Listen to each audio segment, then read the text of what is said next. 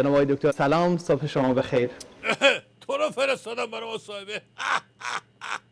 نه که یه بار حالشو گرفتم کردم تو شیشه، حساب کردن که دفعه دوم دلم میسوزه. مرحوم ابوی همیشه میفرمودن بزن بهادر، عرض میکردم بله، میفرمودن که بنز 600 پشت چهارراه وایساده بود، یه ژیان پیزوری ترمزش نگرفت بود، از اول تا آخر بنزه رو خط انداخت. یارو راننده بنزه پیاده شد یه چیزی بگه، ژیانیه گفت تو رو خدا بیا مردونگی کن و ببخش ما رو، من اگه بخوام خسارت تو رو بدم تا آخر عمرم هم قسط بدم تموم نمیشه، بیا جون هر کی دوست داری بی خیال شو. یارو بنزی هم گفت باشه چه کارت کنم دیگه. تموم شد، سوار شد رفت. سر چهارراه بعدی دوباره ژیانیه ترمزش نگرفت، این دفعه اون طرف بنزو خط انداخت، از اول تا آخر ضایع کرد. بنزیه پیاده شد یه چیزی بگه، ژیانی از پنجره کله‌شو کرد بیرون، گفت بی خیال بابا منم، همین چهارراه قبلی با هم حساب کردیم. یعنی میخوام بگم هر مصاحبه ای حسابش جداست، ولی نترس زیاد کاری ندارم. خیلی ممنونم، سپاسگزار هستم. علت این که کاری ندارم اینه که اوضاع خیتر از این حرف هست که بخوایم بند کنیم به تو بدبخت میکشره. مقام عظما تو وضعیت درستی نیست، مذاکرات نزدیکه، کسی هم حرفشو نمیخونه این وسط ها. جناب آقای دکتر، برای ما و بینندگان عزیز بفرمایید که چه ضرورتی ایجاب کرد که قبل از مذاکرات رسمی ایران و 5+1 این مذاکرات دو جانبه انجام بشه؟ هر آدم عاقلی که سهله، عمه جنابالی هم که سهله دیگه، هر بسیجی مشنگی هم میدونه که با وضعیت عظما اصل بحث کجا داره میچرخه. برای اینکه تو مذاکرات سه نشه زودتر رفتیم ببینیم چی باید بدیم، چقدر بدیم، تا بذارن این زهر لعنتی از گلی عظما بره پایین. الان اونا فهمیدن که اوضاع عظما خرابه، کوتاه نمیان دیگه. آیا این هم تأثیری داشته بر روند مذاکرات ایران و 5+1؟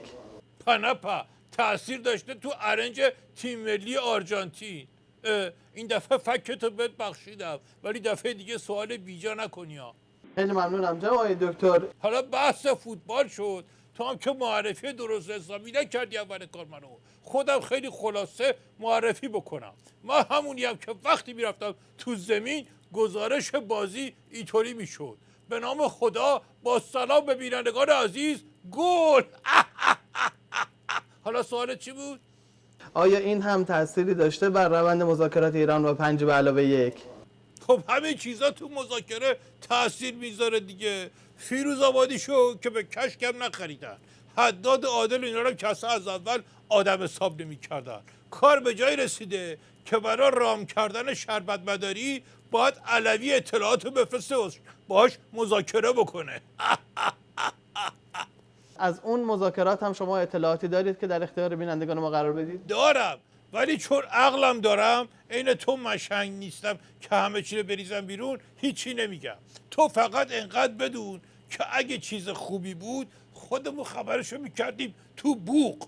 خیلی ممنونم. ما 1 دقیقه فرصت داریم تا خبر ساعت 8. فقط خواستم در خصوص نیروگاه اتمی بوشهر هم بفرمایید که بعد از چند ماهی که وقفه در فعالیت این نیروگاه حاصل شد، الان مجددا وارد مدار تولید برق شده، درسته؟ نه، من نشیدم که بخواد وارد مدار بشه. ممکنه بخواد وارد مدار بشه. که خب اون حسابش فرق میکنه. نگاه کن، اوضاع بیریخت رو تا من این سوالا میکنی. دم و دستگاه عظما ریخته به هم، سانتریفوژا اینا رو همه رو از دم ریختیم بیرون تا دینش. خب وقتی هم میریزیم بیرون دیگه مهم نیست که برای چی بوده، مهم اینه که ریختیم بیرون. مرحوم ابوی همیشه میفهمودن بزن بهادر، عرض میکردم بله، میفهمودن که یارو زنگ زد با آتش نشانی، گفت آقا تو انبار خونه ما یه مار گنده هست، ریخته همه جا رو زیر رو کردن، وسایلش رو انداختن بیرون، چیزی پیدا نشد. بعد رفتم به صاحبخونه، بعدن گفتن تو مطمئنی مار دیدی؟ گفت نه بابا، میخواستم انبار رو خالی کنم، دستانها بودم، نداشتم. و به عنوان آخرین سوال، موضوع مذاکره در ژنو اختصاصاً موضوعات هسته‌ای خواهد بود یا آنچه را که بعضاً گفته میشه آمریکایی‌ها تمایل دارن که اون موضوعات را هم پاشا به میون باز کنن دنبال خواهد شد؟ کی؟ تو هم استاد سوالای پرت و پلا یا من چی بگم مثلا جلو دوربین که خوب باشه؟ نه الان اونا دست پایینو دارن، همون موضوع هسته‌ای رو میخوام از رو میز برداریم بریم فقط سلام احوال پرسی کنیم. آخه اون موقع که برومون بود رفتیم گفتیم ببخشید یه گیلاس زر داریم بدیم ما بخوریم. حالا که مقام عظما تو کمای استراتژیکیه ما بریم مثلا موضوع تعیین تکلیف کنیم، تو هم با این سوالت. در این خصوص اگر توضیحات تکمیلی دارید بفرمایید، من در خدمت شما هستم. سربسته میگم، تو که نداری ولی اونایی که شعور دارن بفهمن چی میگم.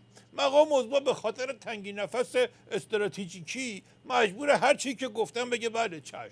اگه قرارداد موقت تمدید بشه یعنی دوباره یه جرعه زده بالا، اون وقت رفیقاتو بیار و باقالی بار بزن.